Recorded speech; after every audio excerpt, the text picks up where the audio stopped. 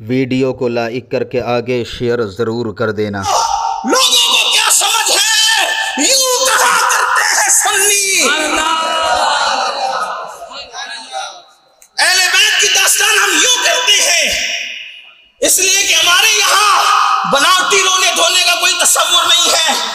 हम पूरी दयानतदारी से, क्योंकि अहले बैत की मोहब्बत को हम सियासत नहीं समझते, मोहब्बत अहले बैत को हम इबादत समझते हैं।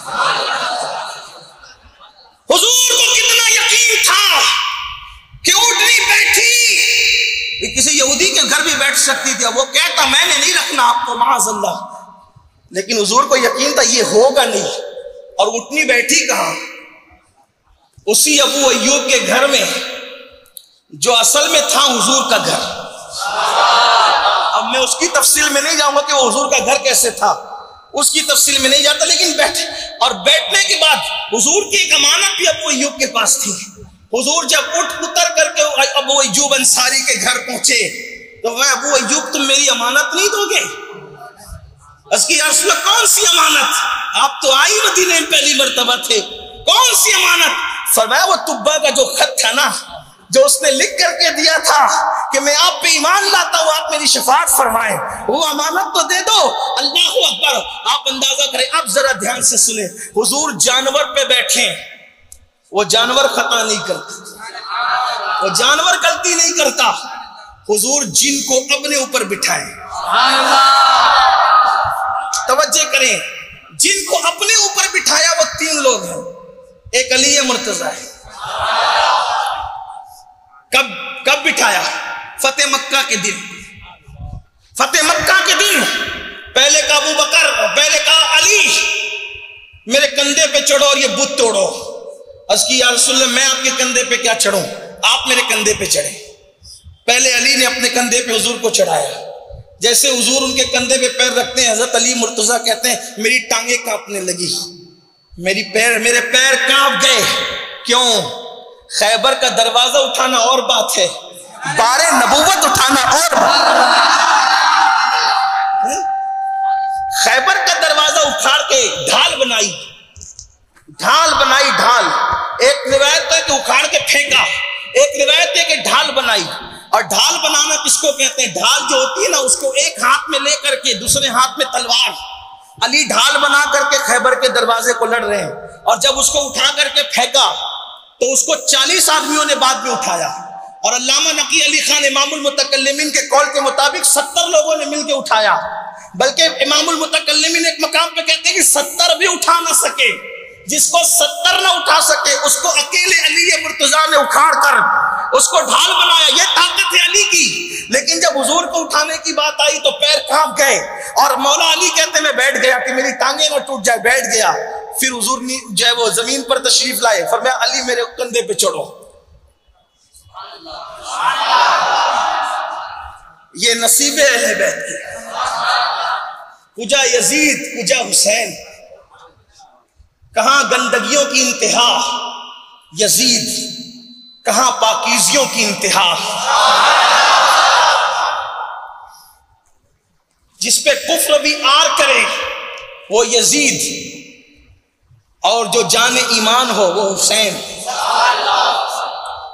कहां यजीद जो सरजोन बिन मंसूर जैसे यहूदी की गोद में पला।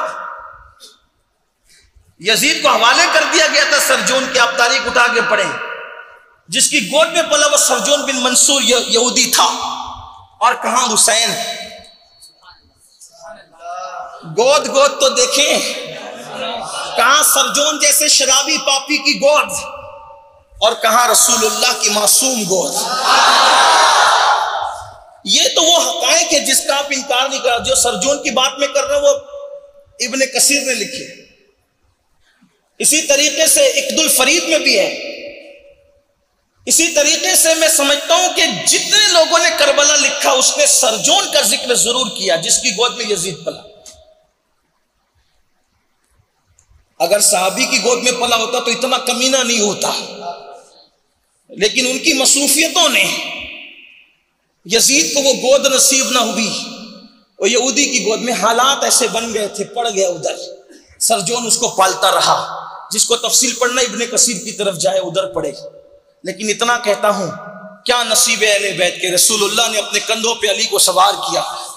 मौलाए कायनात कहते हैं मैं जब हुजूर के कंधों पे चढ़ा तो ऐसा लगता था मेरा सर आसमान को छू रहा है, इतना बुलंद हो गया मैं, ऐसा लगता था मेरा सर आसमानों को छूता है। ये मकाम है अली मुर्तजा हसन हुसैन के बाबा का, हसनैन करीमैन के बाबा का।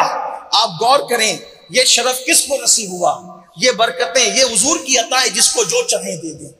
नबी मुख्तार कुल हैं, जिसको जो चाहे अता कर दे। नबी मुख्तार कुल हैं।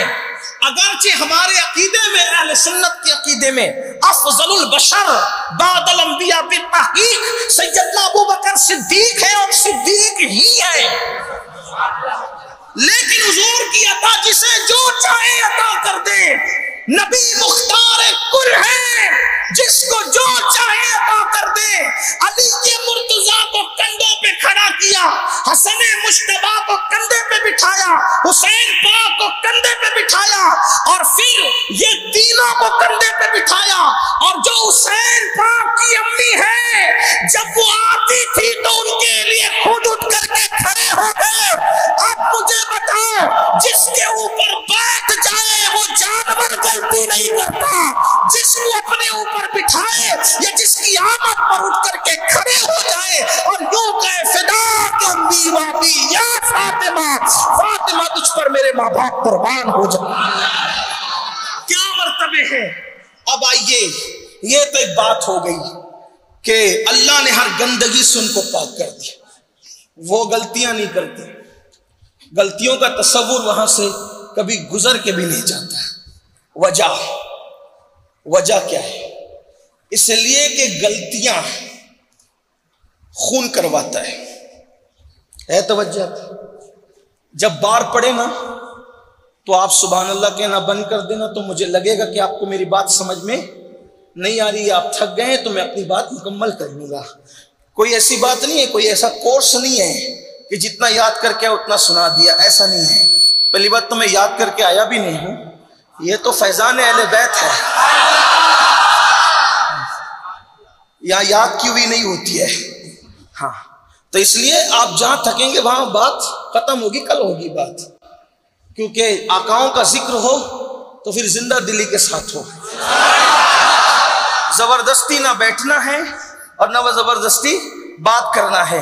हम तो कहते इन महफिलों में ज़हरा जिस पर नजर करम फरमा दे, बस वही लोग आते हैं, वही लोग बैठते हैं, वही दामन भरते हैं। लोग कहते हैं बीबी ज़हरा की शान क्या। मैंने कहा लोग या गौस अल मदद कह के जिंदगी गुजारते हैं, गौस आजम या ज़हरा कह करके अपनी बिगड़ियां बनाते थे। जरा उस सैयदा ज़हरा की अजमत का अंदाजा करें कोई, जो हसनैन करीमैन की अम्मी है। तो अर्ज ये कर रहा था, एक तो ये आपने बात सुन ली कि वो हर गंदगी से, हर नजासत से पाक है, यानी कि वो जो चार नफूस है, अभी वो चारों की ही बात हो रही है। कौन? अली के मुर्तजा, सैयदा फातिमा